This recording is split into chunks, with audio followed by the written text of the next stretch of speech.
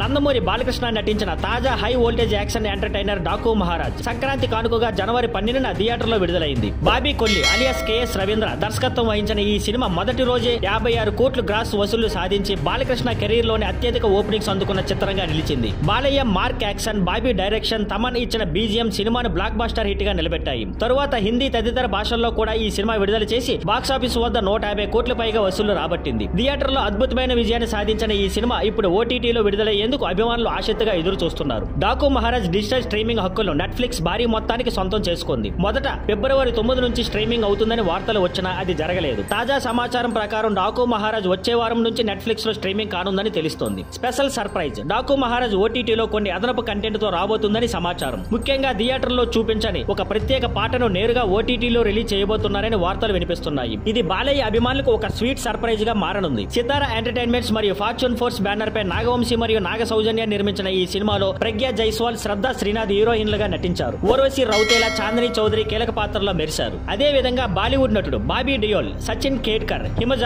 VTV Ganesh, Aadukalam Naren, Shine, Tom Chacko, Makarand Deshpande, Sandeep Raj, Bigg Boss Divi, Rishi, Ravi Kishan తదితరులు ప్రధాన పాత్రలు పోషించారు. ఈ సినిమాకు ఎస్ఎస్ తమన్ సంగీతం అందించారు. Thank you for watching. Please like, share and subscribe.